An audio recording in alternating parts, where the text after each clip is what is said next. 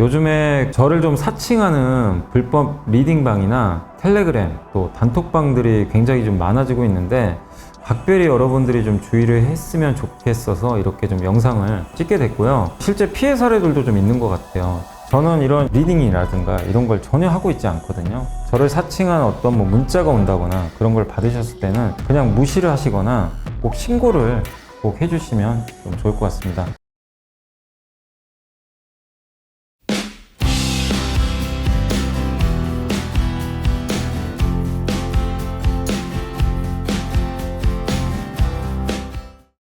네, 안녕하세요. 2024년 5월 24일 시장 함께 읽기 시작하겠습니다. 염승환 이사고요. 네, 오늘 국내 증시가 급락을 했죠. 이제 오늘 가장 중요한 이슈는 삼성전자 같아요. 그것도 한번 설명을 해드릴 예정이고, 아무튼 우리나라 증시는 이게 갈 때 못 가니까 또 미국 증시가 오늘 급락했죠. 다우가. 나스닥도 사실 엔비디아 급등한 거 빼면 급락장입니다. 그래서 사실 그 여파가 한국에 전해졌고 또 오늘 삼성전자에 대한 또 안 좋은 뉴스들 이런 게 좀 퍼지면서 시장이 좀 급락했는데 우리가 여러분들이 오늘도 이제 장 보면서 거 봐라 삼성전자 안 된다 이런 분들도 계시겠지만 그걸 볼 게 아니라 왜 주가가 빠졌고 뭐가 문제고 네 그게 해결 가능하고 그럼 주가를 우리가 봤을 때 지금 투자를 하는 게 맞는 건지 도망쳐야 되는지 이거를 냉정하게 분석을 해보세요. 저는 그게 더 중요하지 않나 이렇게 또 말씀을 드리고 싶습니다. 그래서 오늘 한번 또 분석을 해드릴 테니까 한번 좀 곰곰이 생각해 보시고 또 미래에셋증권의 김영건 연구원님이 오늘 또 좋은 말씀을 또 해주시긴 하셨어요. 그래서 온갖 지금 삼성전자를 안 좋게 보는 그런 부분들이 많이 나오는데 우리가 좀 냉정하게 분석해보자. 그걸 좀 말씀을 드리도록 하겠습니다. 자, 일단 오늘 김영건 연구원님 의견도 있고 그 다음에 최근 메모리 반도체 업황에 대한 해외 시각 점검인데 이게 국제금융센터 여기서 또 좋은 자료가 나와서 한번 그거 요약을 해봤고요. 그 다음에 조선업종 주문장고 점검 오늘 보고서 많지는 않습니다. 유니셈은 이제 한국 IR 협의회에서 오늘 자료가 하나 나왔고 그 다음에 신문기사 좀 괜찮은 게 있어서 한번 정리를 해봤어요. 그리고 AI 시대 어제 했던 거 그대로 이제 너무 긴 보고서라 하나하나씩 계속 좀 매일매일 조금씩 설명을 해드리겠습니다. 그래서 어제 했던 그 AI 시대 슈퍼 메이저의 돈은 산업재로 흐른다. 예, 그 관련돼서 이제 두 번째 부분 또 설명을 해드리겠습니다. 하나증권에서 정말 긴 자료를 150페이지를 썼기 때문에 하나하나씩 또 점검을 해드리겠습니다. 그리고 이제 실적 발표 끝났으니까 그것도 한번 제가 좀 주말에 정리를 해야 될 것 같아요. 예, 시간이 없어서. 그리고 내일은 이제 함께 배우기 원래 안 하려고 했거든요. 이번 주 사실 좀 쉬려고 했는데 그게 또 안 됩니다. 그래서 내일은 그 책 있죠. 제가 돈은 빅테크로 오른다. 그 책을 요약이라기보다는 그 책을 읽고 제가 PPT를 만들어 봤고 그 다음에 주식투자에서 제일 중요한 게 저는 트렌드 분석이라고 생각해요. 예. 어느 트렌드를 지금 타고 있는지 차트 분석 아니고요. 차트의 트렌드 얘기 아닙니다. 지금 예를 들면 이제 디토 소비, 따라하는 소비, 그런 이제 트렌드 있잖아요. 요새 화장품이 왜 잘 갈까? 예. 그러니까 제가 생각하는 지금 시장을 이끄는 트렌드를 좀 간단하게 좀 이렇게 몇 개 추려봤어요. 그러면 트렌드 분석하고 그리고 이제 책도 좀 소개하고 그래서 한번 내일 이제 오전 10시에 올라갈 텐데 그것도 꼭 한번 시청해 주시면 좋겠습니다. 제가 자꾸만 이게 뭔가 숙제 드리는 것 같아서 죄송한데 여러분들한테 다 도움이 되라고 하는 거니까요. 예, 좀 한번 내일 오전 함께 배우기도 잘 봐주시면 좋겠습니다. 자, 일단 오늘 요거 들어가기 앞서서 이제 오늘 보고서 전에 이제 미국 증시 한번 봐야죠. 네. 자, 그래서 미국은 오늘 급락했고요. 엔비디아의 실적과 주가 급등에도 미국 증시는 금리 인하 지연 우려와 이 가격 부담이 겹치면서 다우지수 중심으로 급락세로 마감이 됐습니다. 미국의 5월 S&P 글로벌 PMI 이제 PMI는 뭐냐면 이제 제조업 이런 회사의 구매 담당자분들한테 설문조사를 해요. 해가지고 야, 지금 어떤 거 같냐 상황 주문 들어오냐 재고는 어떠냐 예, 이런 것들이죠. 그래서 현황을 파악하는 건데 굉장히 중요한 지표 중에 하나죠. 근데 이게 또 기대보다 또 잘 나왔다고 하더라고요. 그러니까 이제 이것도 미국 경기 생각보다 또 좋네. 그래서 금리 인하 후퇴하는 건가?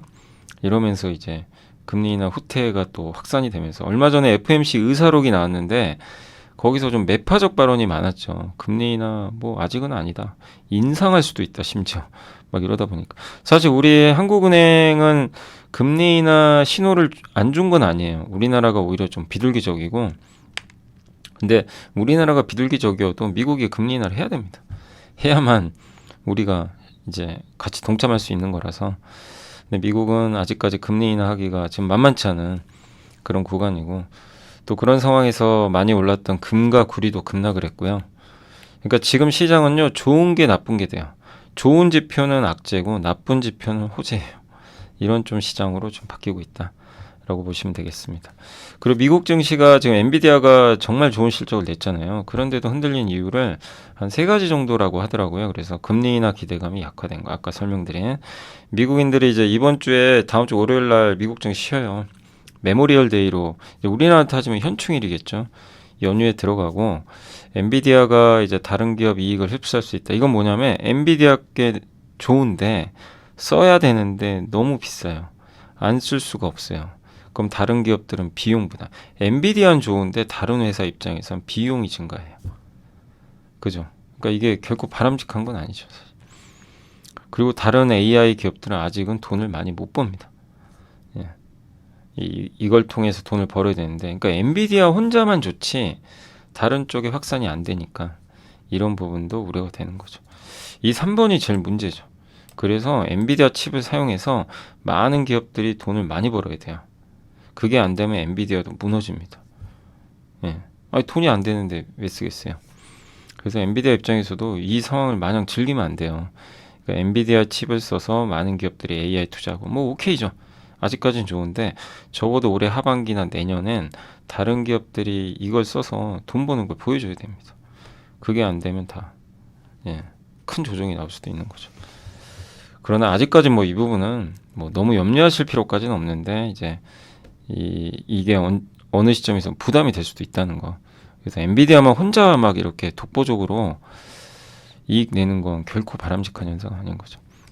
그래서 사실 오늘 미국의 엔비디아는 너무 좋았죠. 9.3% 급등했는데 뭐 사실 실적 때문도 있겠지만 액면 분할하고 배당금을 올렸어요. 이것도 호재였고 근데 아쉬웠던 게 인텔이 급락하고 AMD 급락하고 좀 안 좋았죠.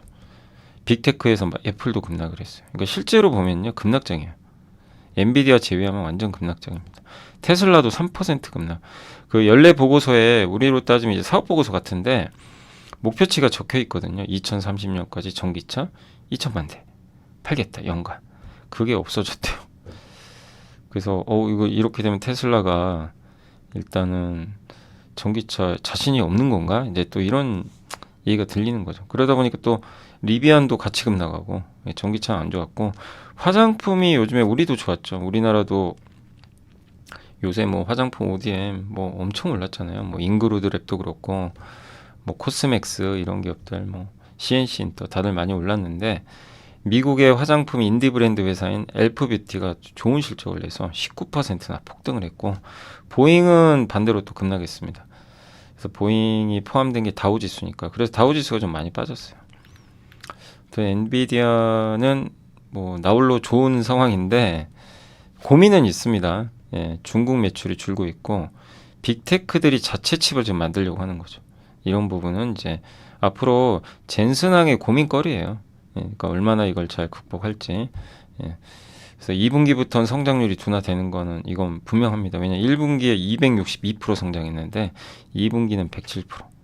작년 2분기부터 이제 본격적으로 AI 붙어가지고 성장을 했거든요. 그래서 이제 작년 이제 2분기, 3분기, 4분기로 갈수록 그럼 올해 2, 3, 4분기로 갈수록 작년과 비교하면 성장률이 조금씩 그러니까 100% 그러니까 200% 성장이 아니라 150, 30 뭐 이렇게 떨어지겠죠, 성장률이. 그거를 얼마나 잘 극복할 수 있는지 그것도 지켜봐야 되겠습니다. 자, 그리고 이제 국제금융센터에서 또 좋은 자료가 나와서 한번 요약을 해봤는데 글로벌 반도체 산업 매출이 지난해 11월부터 5개월째 플러스고요. 최근 낸드 플래시도 올라가고 있고 그래서 반도체 수출 증가율은 이제 18개월 동안 마이너스를 지속하다가 올해 이제 2월에 66.7% 급등한 다음에 계속 오릅니다. 그러니까 지금 반도체는 주가가 사실 먼저 오르긴 해요, 항상. 근데 지표도 굉장히 좋고 데이터 센터에 쓰일 뭐 AI뿐만이 아니라 뭐 전반적인 수요가 확대되고 있다. 그래서 올해 세계 반도체 전체 매출 증가율이 한 10% 정도 증가할 걸로 일단 전망은 좀 하고 있는 것 같아요. 그러니까 좋은 거죠, 사실. 이게 주가 올랐는데 이런 숫자가 뒷받침이 안 되면 사상 누각이거든요. 근데 이건 이제 뒷받침이 되는 거죠. 그 직전 상승 국면이 그러니까 이제 이걸 사이클로 보면 2020년에 코로나 터지고 2분기부터 이제 22년 1분기까지가 직전 상승 국면에 IT 기기 그때 막 집에서 할 게 없으니까 아니면 집에서 뭐 했죠? 유튜브 보시거나 게임하거나 아니면 집에서 뭐 했죠? 업무했죠. 그러니까 노트북 수요 급증. 그땐 스마트폰보다 PC 수요였어요. 그래서 IT 기기 수요가 급증하면서 사실은 이제 당시에 직전 상승 국면에선 반도체 사이클이 한번 왔는데 22년 1분기를 고점으로 꺾였죠. 이번 상승 AI가 주도하는데 현재 상승 초입국다 이렇게 평가하고 있고 25년 중후반까지 상승 사이클 지속할 걸로 보고 있습니다. 그러니까 지금 오늘 뭐 반도체가 난리가 났잖아요. 안 좋은데 너무 우려하지 마시라는 얘기입니다. 그리고 저도 계속 강조드리는 게 언제든지 급락할 수 있다. 제발 쫓아만 가지 말자. 그리고 급락할 때를 이용하자. 그 말씀 항상 많이 드렸고 언제든지 급등 후엔 급락합니다. 근데 그 급락 시기에 잘 활용하면 최근에 강했던 화장품 ODM처럼 또 수익을 낼 수도 있어요. 그러니까 이제 무리하지만 말자는 거예요. 반도체를 투자하시고 싶으신 분들은 기다리면 된다. 근데 그게 지금 실제 오고 있습니다. 그래서 또 기회가 올 것 같아요. 보유한 분들도 너무 스트레스 받지 마시고 왜냐하면 아직 사이클 안 끝났으니까. AI 붐으로 데이터 센터 등 서버형 또 서버형 SSD, 낸드도 좋아지고 있고 출하량 50% 증가했고 공급은 감소했고 그리고 이제 감산 정책이 종료될 거예요. 그래서 이번 2분기부터는 감산을 이제 원복을 하면서 3분기에 가동률이 100% 들어갈 겁니다. 이걸 왜 보냐면 소재가 좋을 수 있다는 얘기예요. 실제 전공정 소재 같은 게 3분기부터 가동률 100% 회복이 되니까. 그 삼성전자 하반기 웨이퍼 투입량도 이제 66만 전까지 예전으로 돌아가는 거예요. 그럼 부품 또 소재 기업들 좋겠죠, 당연히. 그리고 24년 메모리 3사 HBM 공급은 237%. 오늘 삼성전자가 급락했지만 보자고요. 이게 하이닉스만 좋은 게 아니잖아요. 이건 골드만삭스가 전망을 했지만 좋아집니다. 그리고 엔비디아에 물론 납품은 해야 되지만 엔비디아만 고객이 있는 건 아니거든요, 실제. 그리고 공급 부족해요. HBM 시장의 공급은 26년까지 부족하다고 합니다. 그러니까 이런 걸 이제 읽으면서 우리가 진짜 팩트만 보는 거죠. 주가만 너무 보실 필요는 없다. 이걸 말씀드리고 싶고 D램에서 HBM이 차지하는 비중은 매출액 기준으로 이제 25년도엔 30%를 넘어갈 거예요. 엄청난 거죠. 그래서 슈퍼사이클이라고 얘기는 하지 마세요. 뭐 이 단어는 금지합니다. 제발 슈퍼사이클을 얘기하지 말고 저도 하고 싶지도 않고 요새 조선 좋으면 뭐 조선 슈퍼사이클, 화장품 슈퍼사이클 이러는데 그런 얘기 하시면 안 되고 금기어고요. 그냥 업황 좋구나 이렇게 보시면 되겠고 어쨌든 메모리 반도체 업황의 슈퍼사이클 진입 여부는 뭐 사실 누구도 알 수는 없어요. 근데 분명한 건 상승 사이클은 맞죠. 맞는 거고 이게 장기적으로 이어지려면 수요가 붙어야 되거든요. 이제 요거 확인은 좀 필요하겠죠. 그리고 업황 사이클이 보통 4년 주기인데 상승이 8에서 9개 분기거든요. 그래서 2년 정도 이어지니까 작년 4분기부터 상승이 시작됐으니까 내년 3분기까지는 이어질 가능성이 높아요. 상승 사이클이. 그럼 주가는 보통 6개월 전에 고점 찍죠. 그럼 내년 언제죠? 내년 1분기가 주가는 고점이 될 수도 있어요. 근데 그건 또 그때 가봐야 되는 문제입니다. 그러면 결론은 올해 너무 걱정하지 말자는 겁니다. 그래서 올해 전략은 주가가 부부박 무너진다. 그럴 때 오히려 투자를 하시고 주가 막 급등한다. 그럴 땐 가만히 계시고 그걸 계속 좀 강조를 드리고 싶습니다. 다만 이제 작년에 선반영된 부분들은 일부 있으니까 부담이 될 수도 있지만 아직은 사이클이 안 끝났다는 거죠. 이게 글로벌 반도체 매출인데 아직 고점을 뚫지는 않았어요. 좀 쉬어가겠죠, 약간은. 예, 가격은 이제 상승 시작했고요. 우리나라 수출 너무 많이 오른 건 맞아요, 단기간에. 그러니까 숨고르기 좀 있을 수 있습니다. 재고는 떨어졌고, 그래서 이제 아마 감산을 줄일 것 같고요, 일부. 수익성. 삼성전자는 전체에서, 그러니까 이걸 보면 하이닉스가 왜 더 갈 수밖에 없는지 명확하죠. 전체 D램에서 요게 HBM이 차지하는 비중이거든요. 삼성전자가 올해 2%밖에 안 돼요. 그죠? 내년에 2.7, 내후년에. 그러니까 삼성전자한테 중요한 거는 HBM도 물론 중요한데 뭐가 더 중요합니까? D램, 전통 D램. 그러니까 HBM이 오늘 뭐 엔비디아에 뭐 또 뭐 실패했니 많이 뭐 이런 얘기 나왔잖아요. 그게 실제 그렇게 큰 타격을 안 줘요. 요걸 보면 되면 좋죠, 당연히. 되면 뭐 이 비중이 올라가겠죠, HBM 비중이. 근데 원래 삼성전자는 지금 현재 아직까지 엔비디아에 납품을 못했기 때문에 이미 그래서 주가도 부진했고, 근데 중요한 거는 이제 삼성 이제 전통 반도체 이 수요가 돌아온단 말이에요. 그거는 아예 반영도 안 하고 있는데 너무 그냥 이제 휘둘린다는 거죠. 하이닉스는 분명히 중요합니다. 하이닉스는 지금 전체 D램에서 이제 올해 기준으로 16%나 돼요. HBM이 2026년 20%. 그러니까 상당히 민감하죠. 예. 근데 이것도 만약에 엔비디아에 삼성전자가 납품을 하면 삼성전자의 HBM 비중은 올라가겠죠, 당연히. 예. 그러나 아직은 납품을 못하고 있기 때문에 좀 비중이 낮은 거죠. 이걸 보면 전통 반도체가 올라가면 삼성전자 좋겠구나, 이렇게 볼 수 있는 거죠. 그거를 하반기에 기대할 수 있는 부분인데 안타깝게도 시장 그걸 인정을 안 해주는 것 같아요. 그래서 오늘 이제 요걸 한번 좀 보여드렸고, 미래에셋증권의 이제 김영구 연구원님이 오늘 텔레그램에 쓰셨습니다. 그래서 그걸 그대로 그냥 제가 보여드릴게요. 약간 이제 이건 비꼬는 걸 수도 있습니다. 172년 전통 톰슨 로이터의 한 이 기자님들이 4월에 사실 루머가 있었죠. 실제 돌았어요. 4월에 있었던 일인데 삼성전자가 퀄리피케이션, 그러니까 품질 테스트 실패한 사실을 삼성전자 직원과 이제 연락을 해서 컨택하셨다라고 하는 업계 전문가로 추정되는 세 분. 이게 뭐 누군지는 모르겠고, 그러니까 업계 전문가 세 분이 있는데 이분이 이제 이 세 분이 삼성전자 직원과 만났다. 근데 그 세 분 중에 두 분의 의견을 이 기자들이 전해 받은 거예요. 그래서 그걸 단독으로 한 달 후에 긴급하게 보도한 느낌이다, 이렇게 적었죠. 그 전자부품, 이건 저도 분명히 동의하는 게, 이 맞춤형 제품을 바꾸잖아요. 혹시 뭐 이게 뭐 삼성전자 다니신 분이나 어떤 제조업체 이런 일을 하시는 분들이 제 방송 들으실지 모르겠는데, 이게 제가 알기로는 어떤 제품을 교체하거나 새로운 공급차를 할 때 정말 그게 시간 오래 걸린다고 들었거든요. 예. 우리 그냥 양말 바꿔 신고 이런 게 아니에요.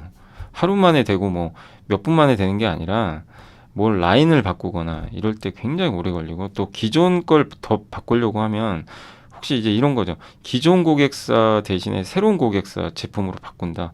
그럼 훨씬 더 까다롭다고 합니다. 예. 그걸 하는 것 자체가 품질 검사를 더 까다롭게 한대요. 그래서 통과가 되더라도 시간이 좀 걸린대요. 그러니까 지금 삼성전자 약간 그런 케이스거든요. 엔비디아 처음 들어가다 보니까. 그래서 이런 이슈들은 계속 나올 수도 있어요. 예. 그래서 엔비디아가 요구하는 스펙을 삼성이 만약에 못 맞췄냐? 그건 아니죠. 삼성전자 기술력을 우리가 무시할 수는 없는 거고, 내부적으로 맞췄으니까 샘플을 제출한 샘플이에요. 근데 삼성이 그런 내부 테스트도 안 하고 안 된 제품을 샘플링할 정도의 연구사업자 아니다. 근데 이제 엔비디아가 아까 말씀드렸잖아요. 정말 세게 할 겁니다. 하이닉스보다 더 가혹하게 할 가능성이 높아요. 환경 자체를. 그러니까 이제 일부 결점이 나올 수도 있는데, 그런 것들은 또 고쳐 나가면 돼요. 서로 협의해서. 근데 이거를 우리는 지금 못 기다리죠. 빨리 하기를 원하는데, 삼성과 엔비디아가 이런 문제를 빨리 해결할 수는 없어요. 이게 일부 문제만 발생해도 다 또 바로 잡고 해 나갑니다. 그게 삼성한테 좋은 거예요, 장기적으로. 그죠? 그냥 엔비디아가 대충 해가지고 결점 뭐 이 정도면 됐어 이렇게 해가지고 넣어서 나중에 대량 결점 나오면 그러면 삼성한테도 엄청난 타격이거든요. 예. 그래서 초기부터 이거 잡고 가는 건 좋은 거예요. 예. 그래서 이 속도가 우리의 눈높이를 못 맞추는 거지 이거 하고 있는 거잖아요 실제로. 예. 그리고 젠슨항도 삼성이 실패하길 바랄까요? 아니죠. 하이닉스만으로는 안 돼요. 예. 그리고 마이크론은 물량 자체가 적어요. 그래서 마이크론 물량 가지고는 답이 안 나와요. 그래서 반드시 삼성이 필요합니다. 네. 그리고 삼성은 지금 12단 먼저 가는 거고 8단에서 12단을 하이닉스보다 빠르거든요. 그래서 12단 공급자가 필요한 거예요. 근데 이런 거를 이제 실패했으니까 우리 삼성과 안 할래. 마치 기사는 이제 그렇게 나온 거죠. 예. 그러니까 그럴 필요 없다는 거죠. 그러니까 우리가 냉정하게 보자고요. 이런 부분들은 좀 또 혹시 현업에 계신 분들이 댓글 적어주시면 더 좋을 것 같고요. 아무튼 삼성전자 경영진의 최근 HBM 가이던스 생각하면 올해 200% 이상 공급 증가, 그 엔비디아랑 공급 협의 완료 그러겠죠. 예. HBM3 8단 2분기 양산 개시, 그 다음에 2분기 말에 빠르면 매출화되고 12단은 현재 샘플 공급 중. 이게 승부처예요. 삼성이. 예. 하이닉스보다 먼저 가는 거거든요. 그래서 2분기에 양산해서 아마 다음 분기부터 본격적으로 공급하지 않을까 보고 있는 건데, 근데 어쨌든 이 중에 뭐가 잘못된 건지는 명확히 파악하고 보도하라는 거죠. 예. 그죠? 그래서 진도가 못 나가는 건 저도 아쉽습니다. 저도 이제 삼성전자 삼성전자 너무 안 가니까 저도 좀 솔직히 답답한데, 예. 근데 아니 제조업이 하는 일이라는 게 그게 말처럼 그냥 뚝딱하고 되는 문제가 아니잖아요. 반도체, 이 어려운 반도체. 그러니까 주주분들도 너무 조급하지 마시고, 지금 삼성전자가 온갖 조롱을 당해요. 우리나라 국내 1등 회사가. 예. 그러나 너무 그렇게 보실 필요 없다. 예. 그래서 주가가 싸졌잖아요. 예. 그래서 한번 잘 고민을 해보시면 좋겠습니다. 자, 조선은 조선자 주문장고 점검인데 상반기 수주 성과는 선물과도 같다. 수주 잘했습니다. 특히 현대 3호랑 미포는 이미 목표 다 달성했고, 현대중공업 55.9, 삼성과 하나오션은 카타르 이제 LNG 수주한 걸 반영을 해서 일단 약진하고 있는데, 다만 이 카타르랑 요거 말고도 다른 쪽에서 좀 많이 수주는 더 해야 될 것 같고요. 그 다음에 현대중공업은 가스선 수주를 굉장히 지금 잘하고 있는 편이고, 그리고 신조선가 지수가 조정 없이 계속 오르고 있어요. 예, 그리고 컨테이너선은 중국이 거의 독점하고 있는데 여기도 거의 다 찼나 봐요. 그래서 내년에는 컨테이너선도 우리나라한테 돌아올 수도 있다. 이렇게 보고 있는 것 같습니다. 그리고 해양 플랜트 프로젝트들도 하반기에 수주 결과 발표 임박했다. 그리고 국내 해군 함정, 방산까지. 그 다음에 MRO. 이 MRO가 이제 유지 보수. 여기가 현대 마린 솔루션이 하는 거죠, 보통. 그래서 정말 조선주 사이클은 아직 끝났다고 보진 않아요. 예. 다만 주가가 좀 많이 올라와서 좀 쉬는 거죠. 조선업종에 대해서는 긍정적으로 아직까지는 보고 있는 것 같고요. 유니셈은 이제 반도체용 스크러버, 스크러버가 이제 유해물질, 반도체 공정에 가스들이 있는데 유해가스 나오거든요. 이거 없애는 거죠. 그 환경과 관련된 거, 칠러는 온도 조절. 주요 고객사 삼성 하이닉스인데 고성능 스크러버 개발에 연구 투자를 개발 많이 하고 있고요. 그다음 삼성전자 반도체 생산 지원 보조금 64억 달러를 받기로 확정을 했고, 미국에 공장 지으면서 이제 9조 원 정도 받는 거죠. HBM 장비의 그 TSV 공정 증설. 그러니까 HBM을 만들기 위해서는 구멍을 파야죠. 여기 D램에다 가운데 구멍 파죠. 그게 TSV죠. 예. 그럴 때 또 이제 이런 장비들이 필요하니까 유니셈한테는 좋을 것 같다. 이런 내용입니다. 그리고 반도체 시장은 이제 과잉 재고 해소되면서 이제 24년 이후부터 본격적으로 더 성장할 걸로 보고 있고, 노무라 증권은 메모리 슈퍼 사이클을 언급을 했다고 합니다. 그래서 내년에 상승 사이클 초입에 진입할 걸로 예상하고 있고, 그리고 반도체 시장은 산업 정책과 환경 규제가 대립하는데 미국은 화학 규제에 대한 완화를 요청했다. 그러니까 미국 반도체 협회가 미국 환경보호청에 너무 화학 규제 심하다. 이거 좀 완화 좀 시켜달라. 예. 그러니까 이것 때문에 이제 적극적으로 투자하기 어렵다는 내용을 전달했던 것 같아요. 한국 정부는 23년 10월 기업 현장 규제 개선 방안 발표했는데 너무 타이트하니까 반도체형 스크러버에 온도계를 부착해야 됐나 봐요. 이런 것들을 이제 면제하는 내용을 담고 있다고 합니다. 그러면 이제 이렇게 온도계를 부착해서 대기 오염물질 총량을 관리해야 되는데 이걸 면제하면 좀 그런 스트레스를 덜할 수도 있겠죠. 그래서 반도체 스크럽웨어 업체는 모든 상황이 다 좋대요. 혹시 환경 규제가 심화되면 스크러버가 더 필요할 수도 있죠. 친환경이 더 강화되니까. 네, 반대로 환경 규제가 좀 완화되고 이제 기업체들의 말을 들어도 그럼 기업체들이 이런 게 완화되면 더 투자를 할 거 아니에요. 그죠? 네, 그러니까 어느 부분이든 나쁠 건 없다. 유니셈은 이제 다양한 종류의 스크러버 제조가 가능한데 삼성전자 매출 비중이 50% 정도 되고 하이닉스, 마이크론 이렇게 돼 있습니다. 플라즈마로 하는 스크러버가 있거든요. 근데 그 기술력이 좀 있는 것 같고요. 탄소 중립 이슈로 수요가 좀 늘 걸로 보고 있습니다. 그리고 이 기존 28나노 공정보다 더 세밀한 2나노 공정으로 전환하게 되면 에너지 소비가 3.5배 증가하는데 그럴 때 이제 스크러버가 또 중요하다는 거죠. 스크러버도 거기에 맞춰서 에너지 효율을 도와줘야 되는 거죠. 그래서 유니셈이 그런 걸 또 개발을 해서 적극적으로 대응하고 있다고 합니다. 특히 에너지 효율화 스크러버라고 있는데 이게 플라즈마 방식이고 이게 삼성 디스플레이 쪽에 아마 공급을 하려고 하는 것 같아요. 그래서 디스플레이 쪽에 20% 전력 소비가 가능하다고 합니다. 그래서 에너지 저감형 고효율 스크러버 이게 기술이라고 하니까 참고하시고 또 HBM과 관련된 연구개발 투자를 진행 중에 있다라고 확인을 했다고 합니다. 트렌드포스에 의하면 HBM 제조 공정에서는 그러니까 HBM을 제조할 때 이 스크러버가 지속적인 청소 및 유지 보수를 잘해줘야 된대요. 그래서 현재 반도체 공정보다 HBM에선 스크러버를 얼마나 또 잘 관리하는지도 관건인데 유니셈은 그 스크러버 청소율을 높이기 위한 또 기술도 갖고 있대요. 그리고 삼성 디스플레이가 올해 4.1조 시설 투자 발표했는데 플라즈마 스크러버를 도입을 할 걸로 보입니다. 유니셈이 과거에 이 아산의 A3 공장 삼성 디스플레이 구축할 때 그때 공급한 적이 있거든요. 관계가 있기 때문에 삼성한테도 이번에 또 공급하지 않겠냐 이렇게 보고 있고 또 그 외에 이탈리아 국영 전기회사 NL 태양광 산업용 장비 납품 중에 있고요. 미국의 텍사스 인스트루먼트에도 칠러 장비를 납품을 했다고 합니다. 그러니까 비메모리 쪽, 태양광 쪽으로도 약간 확대를 하고 있는 것 같습니다. 이게 기술 개발입니다. 이게 청소하는 거, 스크러버 그런 이제 기술을 보유하고 있고요.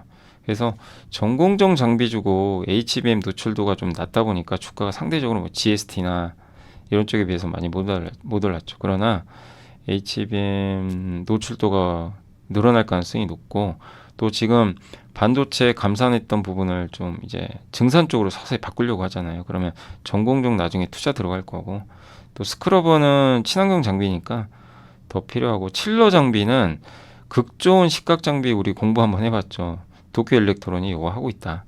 그럼 그런 시대가 열릴 때 극 좋은 시각 장비 수요가 늘면 온도를 극 좋은이면 온도 낮춰야 되죠. 그래서 이 칠러 수요가 필요한 거죠. 그래서 FST랑 유니셈이 좀 수혜주로 부각이 되고 있는 거죠. 그래서 칠러 장비도 주목할 필요가 있고요. 부담 없는 아무튼 반도체주다라고 봐주시면 좋을 것 같습니다. 자, 이거는 뭐냐면 이제 IMF 넘버 2 인 이제 한 그 IMF에 이제 근무하는 분의 그 경고인데 이번에 조선일보에서 홍준기 기자님이 인터뷰를 하셨나 봐요. 이분이 이제 이름이 기타 고피나스래요. 수석부총재. 그래서 한번 그거 일단 한번 말씀을 드릴게요. 국제교역의 뒷커플. 그러니까 지금 미중 갈등 때문에 분절화되면서 이 얘기들 많이 들어보셨죠.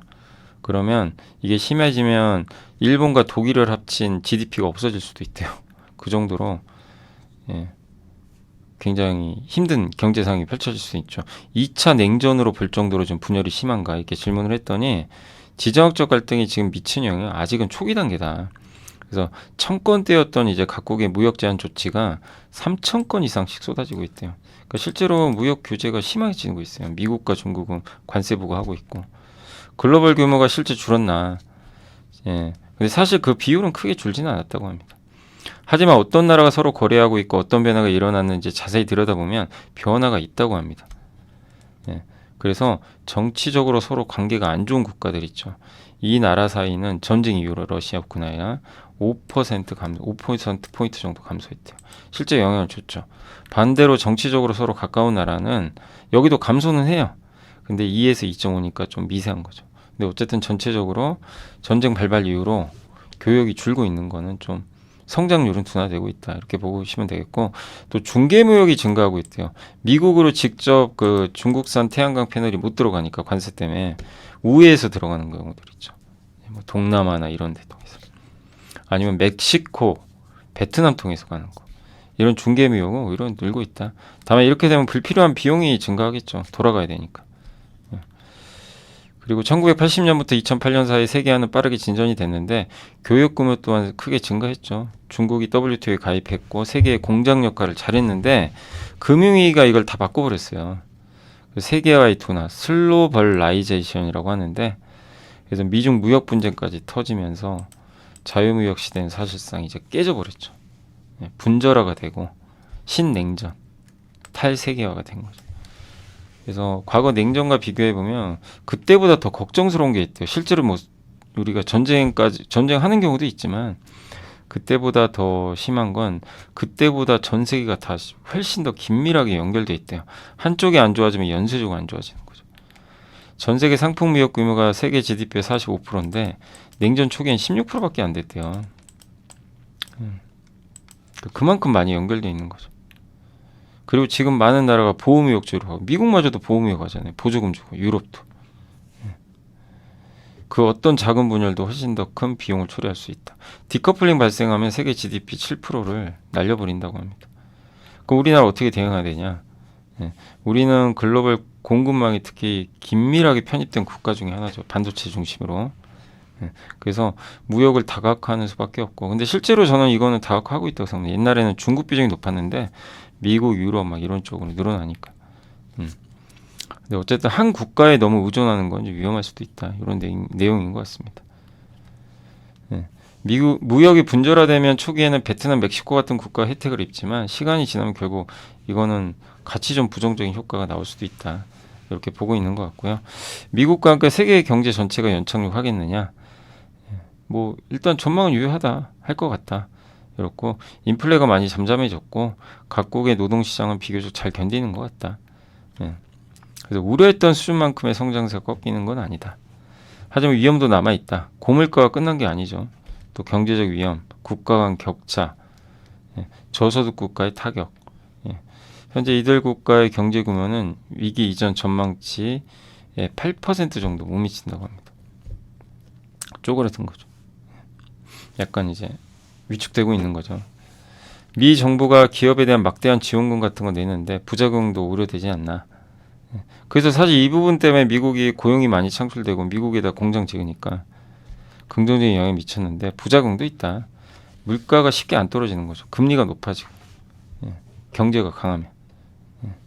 그래서 결국엔 이제 달러를 상승시키고 달러가 너무 강하면 결국 신흥국 같은 데서 돈을 빼겠죠. 그리고 보통 달러가 강할 때 신흥국 소비가 별로 안 좋습니다.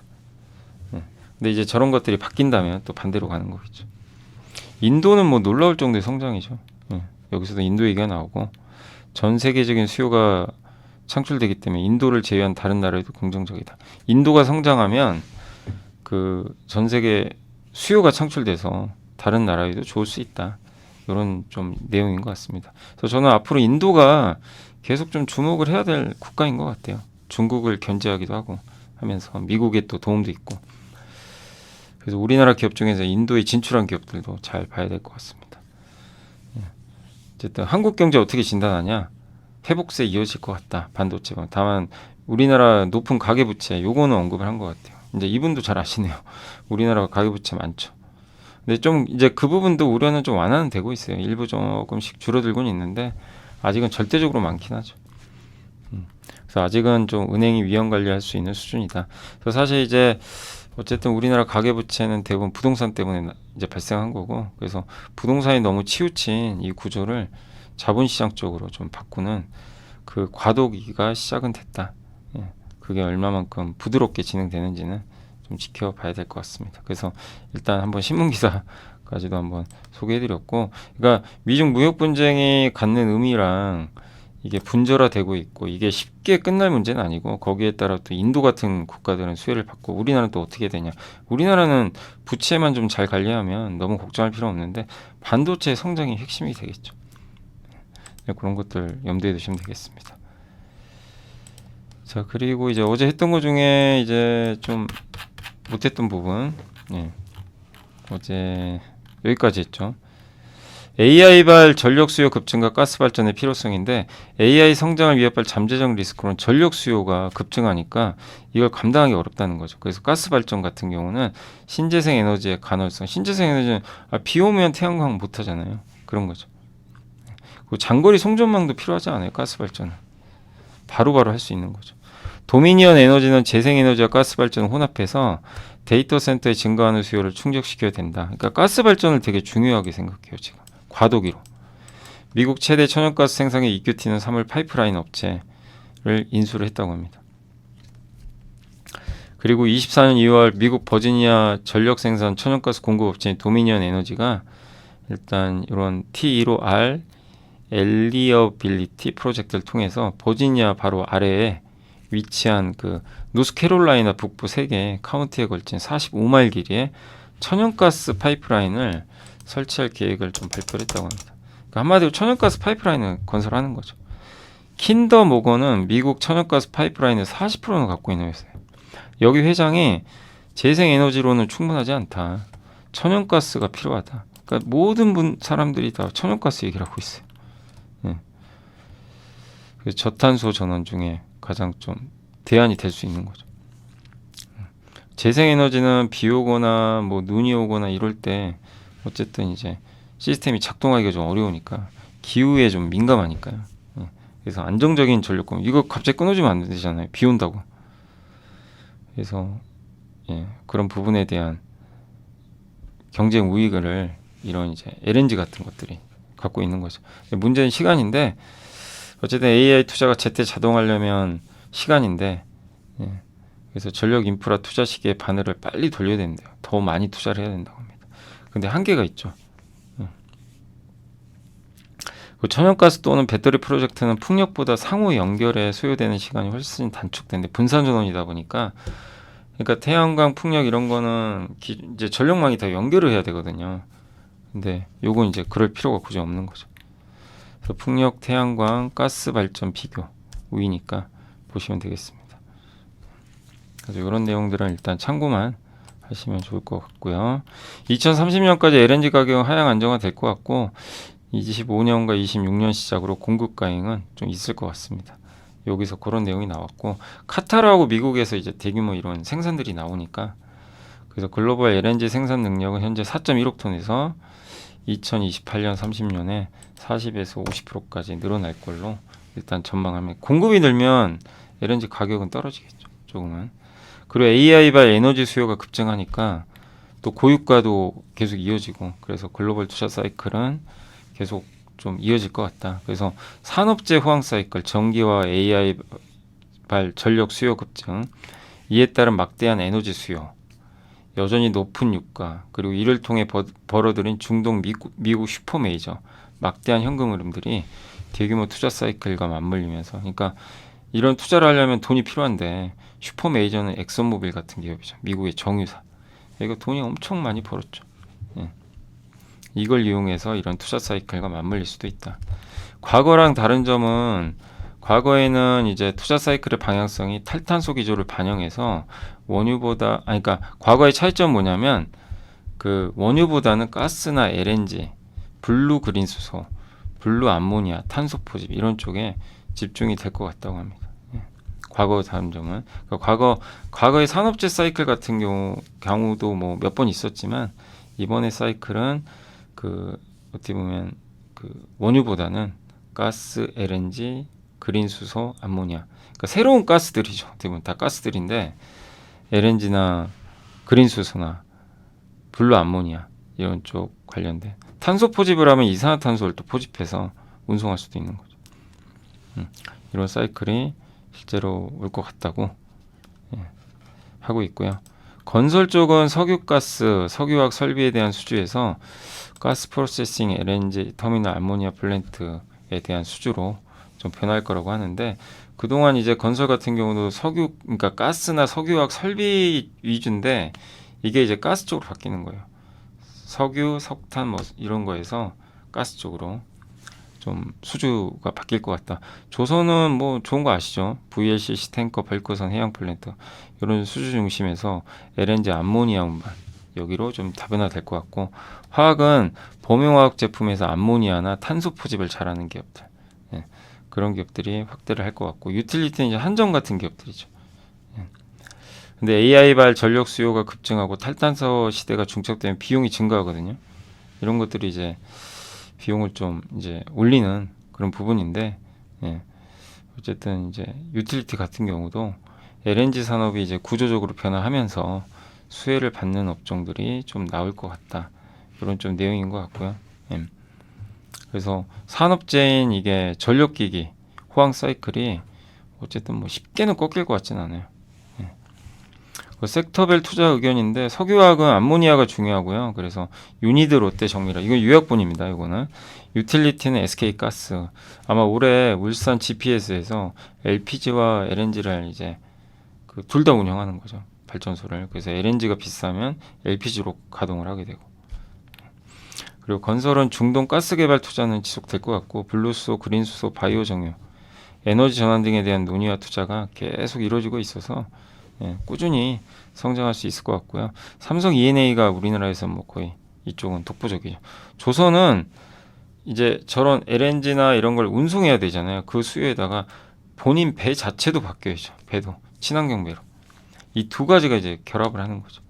그래서 상대적으로 좀 괜찮지 않겠냐 이렇게 보고 있고, 마지막으로 이제 2차전지 같은 경우는 역시 돈 문제 앞에 다소 약화되고 있다. 그러니까 포드의 전기차 부문 연간 적자가 6조 원 넘는데, 경제성 리스크 이제 확대 속에 친환경 정책 강도 약화는 부담이 된다. 그러니까 뭐냐면 너무 돈이 많이 들어요.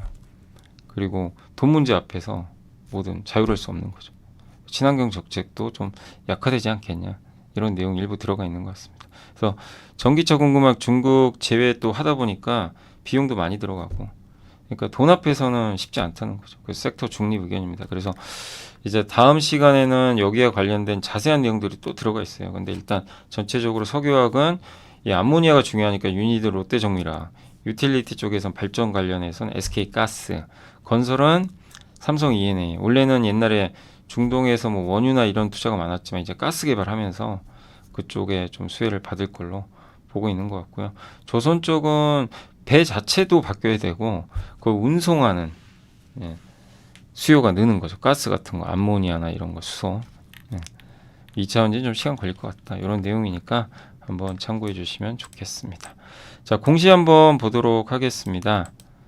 그 내부자 매수로는 일단 저희 당사의 윤지호 전무님이 2,000주 매수를 하셨고, 요새 APR 계속 사는 거 아시죠? 저번에도 대표이사 샀다고 한번 언급드렸는데 어제도 있었습니다. APR 정재훈 상무가 꾸준히 사고 있어요. 대창단조 오랜만에 매수 들어왔습니다. 박권일 대표가 2천만 원, 메가터치는 여기 전무님이 2천만 원 정도 매수가 들어왔습니다.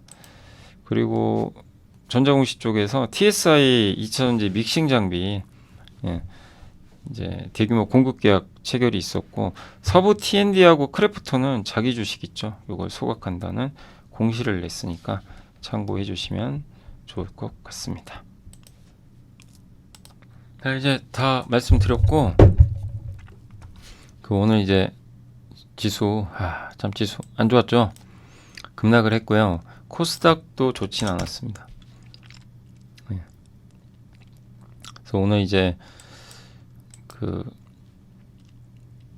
투자자별 이제 종합을 보면 외국인들 매도가 좀 많았고, 선물을 1조 원, 11,000계약 정도 매도를 했고요. 기관도 금융투자에서 엄청난 매도를 했습니다. 개인만 샀죠. 섹터로는 오늘 전선주가 하루 만에 다시 급등을 해버렸고요. 수산주가 오늘 좋았습니다. 그리고 전력설비, 그러니까 전력기기 쪽이 뜨거웠고, 육계 조선, 조선주도 오늘 괜찮았어요. 오늘 웬일입니까? 한국조선해양이 가장 좋았네요.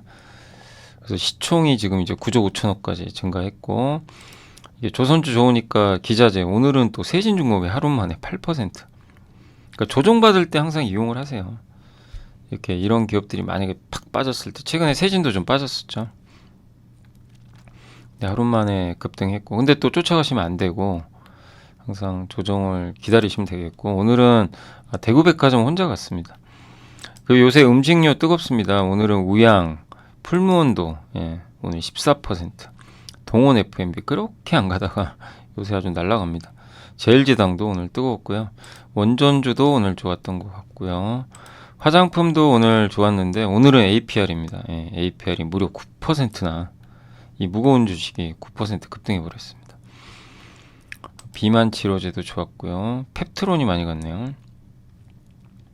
미용기기도 오늘 뭐 APR 여기 속해 있다 보니까 강했던 것 같습니다. 대창당조는 이제 오늘 많이 올랐네요. 아까 이제 전자공시도 있었지만 내부자 매수도요. 풍력은 LS 에코에너지, 세진중공업 뭐 이쪽이 일부 올랐고, SK 오션플랜트는 좀 빠진 것 같습니다.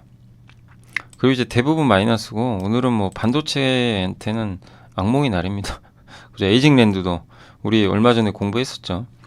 네, TSMC 관련주인데 좀 빠졌어요. 그러니까 이런 것들을 이제 여러분들이 잠깐만요. 에이징랜드도 이게 좀 최근 주가 흐름이 어떻죠?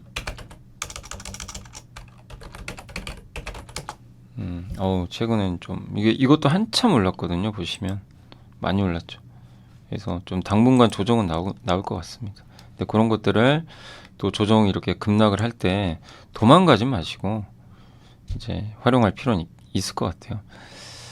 그래서 오늘 좀 빠졌고, 그 다음에 온디바이스예요. 한마디로 오늘 반도체 소부장은 처참합니다. 그냥 두들겨 맞아버렸습니다. 재료주들도 오늘 미코만 좋았네요. 최근에 미콘 좋았는데 오늘은 뭐 LTC, 덕산테코피아, 뭐 SNS텍이 급락했고, 삼성전자가 오늘 3%나 급락했습니다. 근데 저렇게 빠질 이슈는 아닌 것 같은데 좀 안타깝고요. HBM도 DIT, 이오테크닉스, 삼성향 쪽 있죠. 여기가 이제 이거 엔비디아 못 들어가나 이제 우려되니까 삼성전자 관련된 기업들은 다 두들겨 맞아버렸어요. PCB도 덩달아 빠져버렸고, 삼성의 폴더블폰도 오늘 분위기가 안 좋았습니다. 한마디로 오늘 삼성 중심의 IT 업종은 좀 많이 빠졌고, 인터넷 관련주들도 오늘 좀 안 좋았고요. 네이버 카카오 여전히 부진하고, 자동차도 오늘 썩 좋진 않았습니다. 다만 기아만 좀 버텼던 것 같습니다. 항공주도 유가는 빠지는데 반대로 가는 것 같아요. 유가는 빠졌지만 주가도 못 올라가고 있고, 2차전지도 오늘 일부 뭐 롯데에너지 머티리얼, 동아기업 부진했던 것 같습니다. 휴대폰 부품도 안 좋았고, MLCC도 최근에 삼성전기 많이 올랐죠. 근데 이제 오늘은 좀 1% 가까이 좀 빠진 것 같습니다. 임플란트 쪽도 좀 분위기 안 좋았고요. 네. 대다수 업종들, 그리고 최근에 이제 올랐던 태양광도 오늘 이제 HD 현대에너지는 좀 올랐지만 하나솔루션이 하루 만에 또 6% 아주 급등락이 엄청 심한 것 같습니다. 태양광도 조금 부진한 흐름이 나왔던 것 같습니다. 그래서 오늘 이제 대부분의 기업들은 좀 부진한 모습이었고, 삼성전자가 3%를 비롯해서 오늘 뭐 삼성화재도 좀 많이 빠졌고요. SK 스퀘어는 올랐고, 현대일렉트릭 좋았습니다. 한국조선해양 좋았고요. 하나솔루션 빠졌고, 제일제당 좋았고요. 음식료. 한진칼은 좀 많이 빠졌네요.